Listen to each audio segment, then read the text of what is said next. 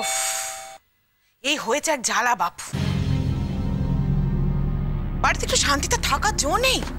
বাড়িতে এত বড় একটা দুর্ঘটনা ঘটেছে, লোকজন একেবারে এসেই চলেছে, বাড়িতে একেবারে কাতারে কাতারে লোকজনের ঢল নামছে, সব মজা দেখতে আসছে।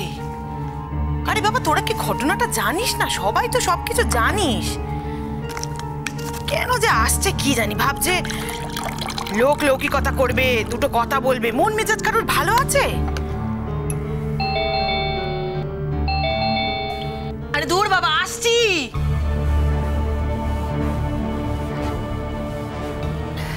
তোরা ভাবছিস সান্ত্বনা দিতে আসছিস? আরে বাবা, এই ব্যথার কি ওষুধ আছে? যাচ্ছি, জ্বালিয়ে দিল বাবা। ও বাবা, তুমি তো দেখছি গন্ধ পেয়ে ঠিক এসে গেছো। কি হয়েছেটা কি পিসিমণি? ও পিসিমণি, কে এসেছে? কে আসেনি সেটা বলো না। আরে বাবা, ওই ছেলেটা, ওই তাতান, যাকে নিয়ে খুব অশান্তিতে ছিল না, ওই ছেলেটা এসেছে গো। আহ, তুমি থামবে? উফ, আসুন আসুন আসুন, আপনারা আসুন প্লিজ। শুভ্র, বসুন।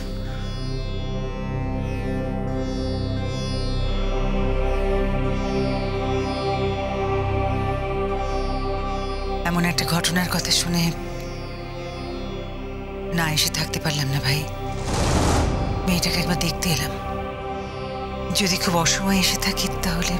হিমা, এ কি বলছেন? কিন্তু আপনারা খবরটা পেলেন কোথায়? আজ সকালে খবরের কাগজ পড়ে আমরা দুজনেই খুব শকড। মানে আমরা বিশ্বাসই করতে পারছি না এরকম একটা ঘটনা। সিম্পলি আমরা দুজনে একদমই প্রায় বিশ্বাস করতে পারছি না। বিশ্বাস কি আমরাও করতে পারছি শুভ্র, কিন্তু বিশ্বাস না করেও তো আর কোনো পথ খোলা নেই। আচ্ছা, মেঘলা ও এখানেই আছে তো? তো কোথায় যাবে বাপু? তা তো ভালো করে নিয়ম কাজও করা হয়নি। অপঘাতে মরেছে বলে আজই তো নিয়ম কাজ করার কথা ছিল, কিন্তু এরা আবার আধুনিক মানুষ কি না, এই নিয়ম কাজ টাজ না করে কি সব ওই স্মরণ সভা টরণ সভা করবে আর কি। জানি না বাপু, এত বড় ঘটনা ঘটার পর কেন যে এদের শিক্ষা হয় না কে জানে। উফ পিসিমণি প্লিজ, এবার না আমরা সত্যি সত্যি টায়ার্ড হয়ে গিয়েছি গো। আমরা না আর পারছি না পিসিমণি। আচ্ছা আচ্ছা, তুমি যখন দেখছো যে তোমার কোনো কথা কাজে লাগছে না, তাহলে কেন বারবার বলতে যাও বলো তো? কেন?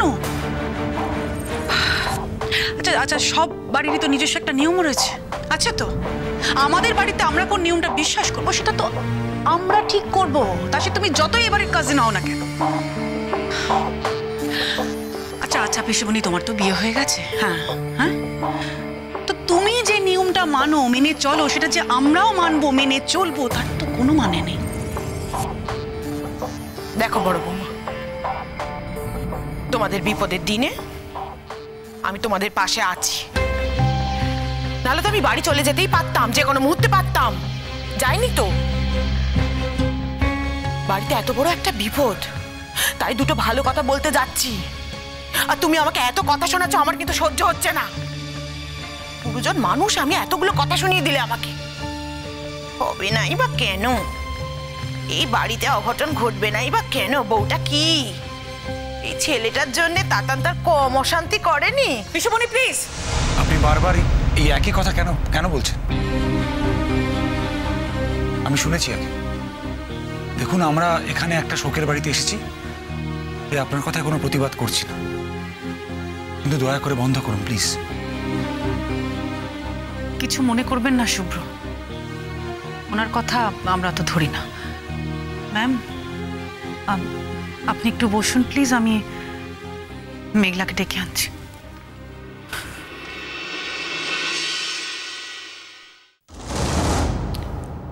শোনো, এই কথাগুলো যে শুধু আমি বলছি তা কিন্তু নয়।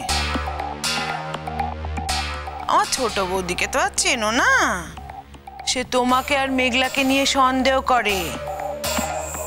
আমার উপর যতই রাগ করো না বাপু, আমি তো বলবো, ওই যে যে মেয়েটি চোখ নাক মুখ ঘুরিয়ে এত কথা বলে গেল ভালো সাজার জন্যে, সেও কিন্তু তোমার নামে অনেক কথা বলেছে, বুঝেছো? দেখুন, শুভ্র আমার সন্তানের মতো, আমার সামনে এই সমস্ত কথাগুলো না বললেই বোধহয় ভালো হয়। তাছাড়া এই সমস্ত কথা হবে জানলে বোধহয় আমরা আসতাম না। আয় মেঘলা। আচ্ছা ঠিক আছে, 2-5 মিনিট বসবি, তারপর না হয় নিজের ঘরে চলে যাবে, কেমন? দিদিভাই,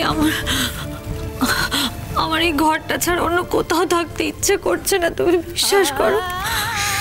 আমার খালি মনে হচ্ছে এখানে থাকলেই অনুরাগ আসবে, এসে বলবে মেঘলা আমি চলে এসেছি। আমার ভালো লাগছে না দিদি। শান্ত হ মা, শান্ত হ। আমার লক্ষ্মী মেয়ে অমন করে না মা, অমন করে না, একটু শান্ত। দেখ, তোর সাথে দেখা করার জন্য কত লোক এসেছে। আচ্ছা তুই বল, মানুষের বিপদে মানুষই তো মানুষের পাশে দাঁড়ায় মা, তাই না? নিজেকে ভেবে ঘরবন্দি করে রাখলে তোর আরো কষ্ট হবে। তোর ভালো লাগবে বল নিজেকে ঘরবন্দি করে রাখতে? ঘর থেকে বেরিয়ে লোকের সাথে দুটো কথা বল, দেখবি তোর শোক একটু হলেও কমবে, অনেকটা অনেকটা হালকা হবে শোক। মাগো, মাগো দেখ, এইভাবে শোক নিয়ে সারা জীবন চলা যায় না। তোর সামনে অনেক বড় জীবন পড়ে আছে মা, স্বাভাবিক জীবনে আয় মা, স্বাভাবিক স্বাভাবিক জীবনে আয়। তুই দেখ, তোর শ্বশুরবাড়ির সব লোকজন তোকে দেখে কত কষ্ট পাচ্ছে, তাদের পাশে তোকেই তো শক্ত হয়ে দাঁড়াতে হবে, শক্ত হয়ে দাঁড়াতে হবে মা তোকে। এমন করিস না মা, চলো মা, শোনো চলো।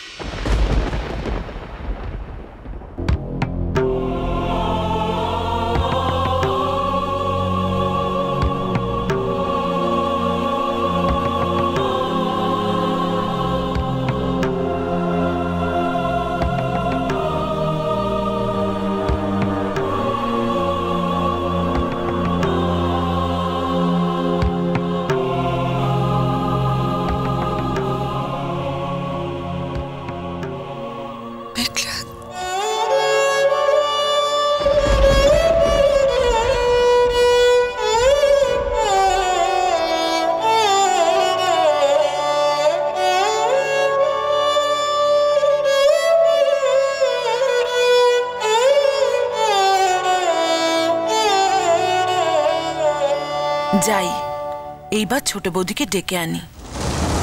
এত গা ঘষাঘষি, এত জড়াজড়ি সব বেরিয়ে যাবে। ছোট বৌদি তো এই ছেলেটাকে দু চোখে দেখতে পারে না। ছোট বৌদির ছেলে হারিয়েছে, আর অমনি এর মধ্যে আরেকটা ছেলে লাইন লাগিয়েছে। আমি যেন কিছু বুঝি না এসব।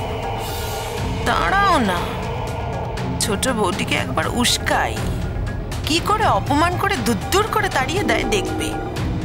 3 আঙুলের ছেলে আমাকে ট্যাকস ট্যাকস করে কথা শোনালো, দেখাচ্ছি মজা।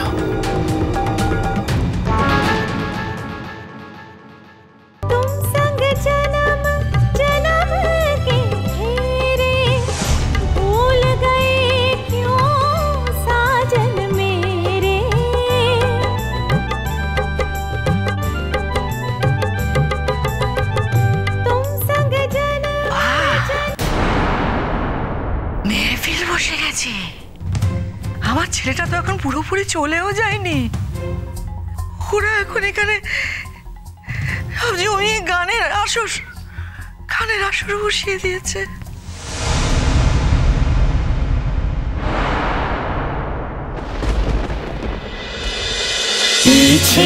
নদী